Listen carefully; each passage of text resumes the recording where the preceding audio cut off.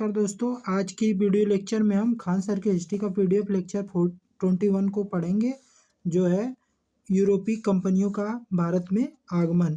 यह modern history का पहला चैप्टर है। तो आइए जाने यूरोपीय कंपनियों का भारत में आगमन। भारत में यूरोपवासियों के आने के क्रम में सर्वप्रथम पुर्तगीज अर्थात पुर्तगाली थे।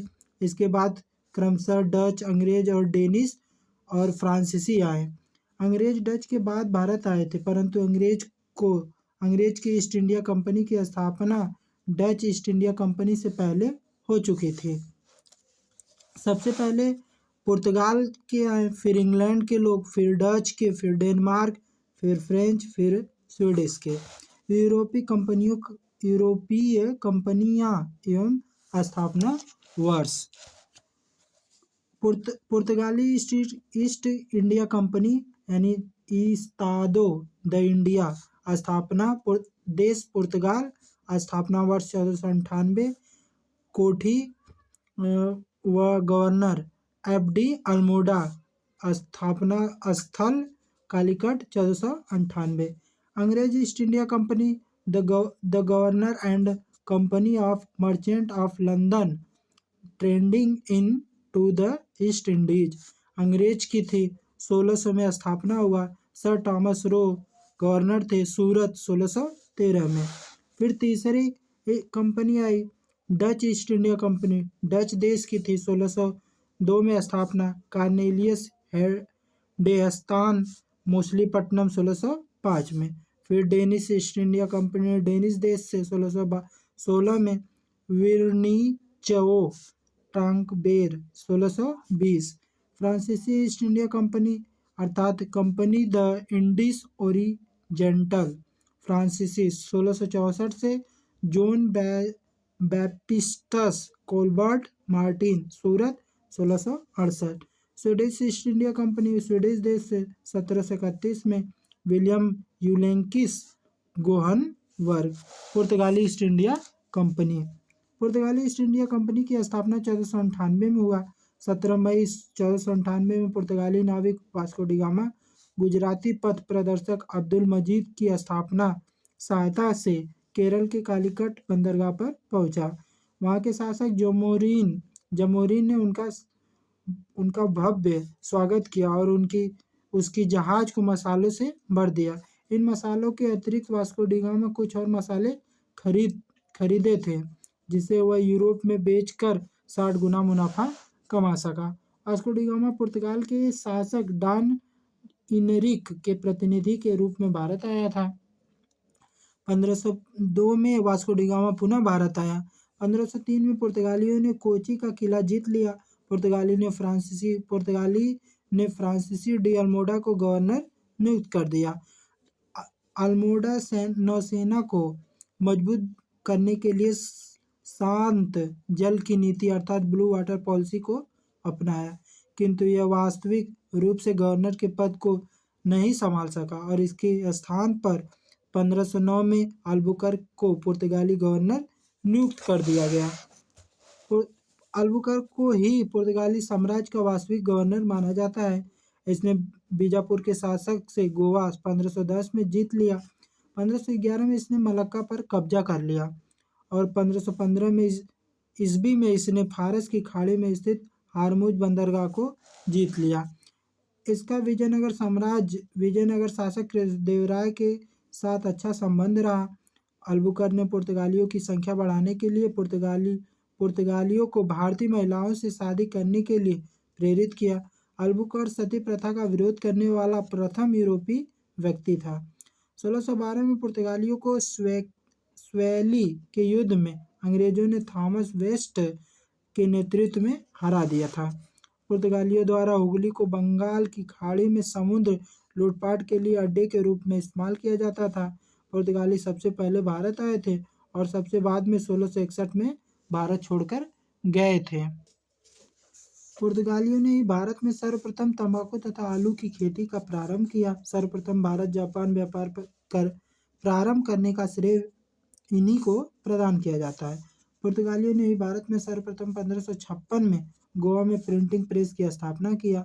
भारत में गोथिक स्थापत्य कला की स्थापना का श्रेय पुर्तगालियों को जाता है। भारत में गोथिक स्थापत्य कला की स्थापना का श्रेय पुर्तगालियों को दिया जाता है। Dutch East India company 1602 Bharat आने वाली दूसरी यूरोपीय शक्ति डच ही थी। ये नीदरलैंड या हॉलैंड के निवासी थे। 1596 में भारत आने वाले प्रथम डच नागरिक कॉर्नेलियस डी हाउटमैन था।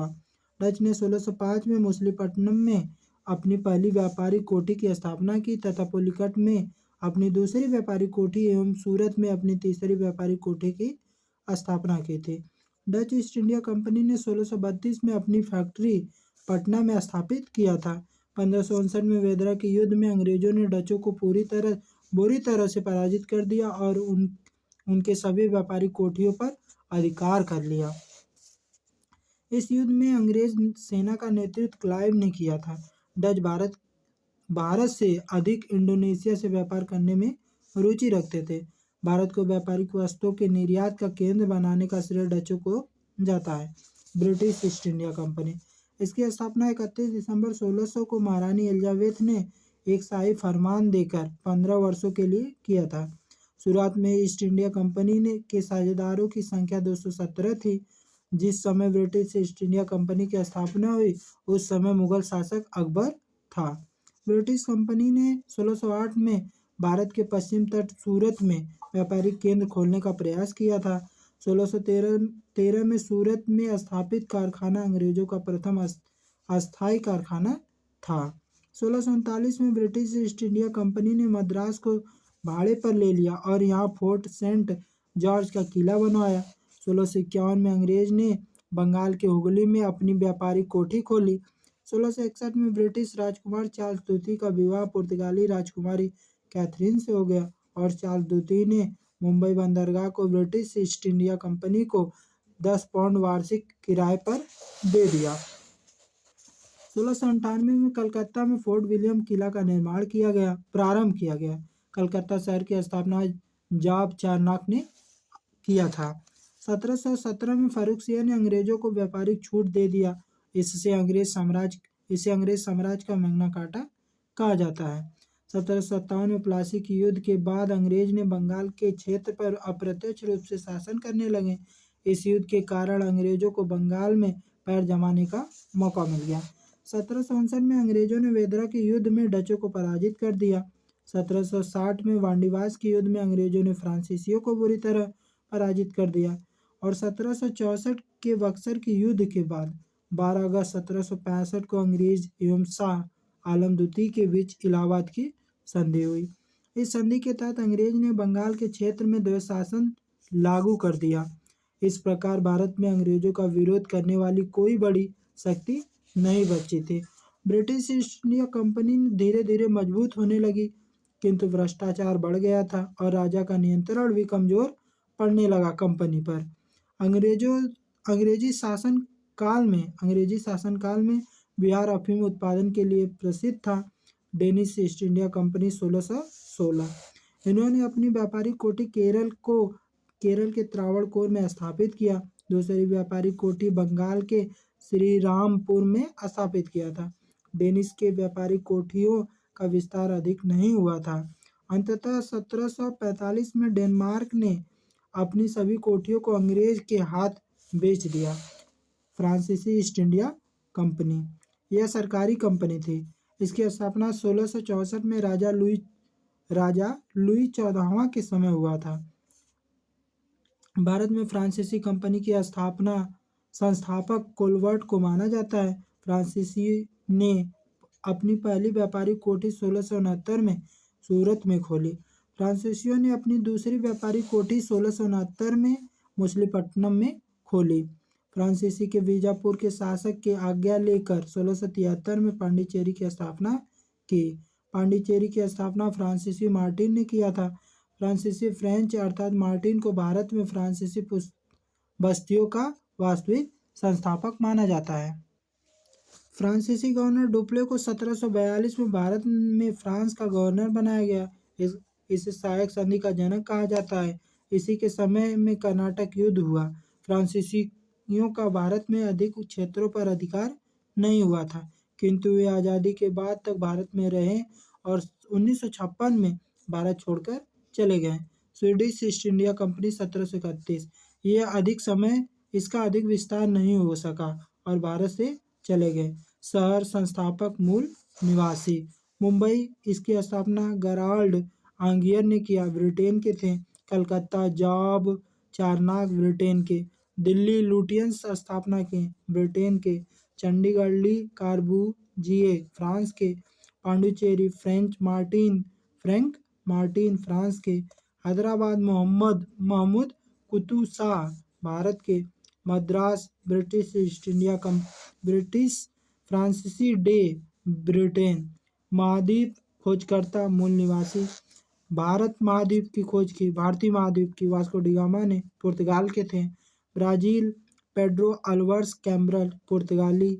न्यूजीलैंड, अबेल तस्मान, हॉलैंड के। Tasmania, Abel Janszoon Tasman, Holland. America, Christopher Columbus, Spain. Australia, Captain James Cook, Britain. तो ये रहा भारतीयों का यूरोपियों का भारत में आगमन। इसके बाद पढ़ेंगे हम नवीन राज्यों का उदय। तब तक के लिए जय हिंद, जय भारत, नमस्कार।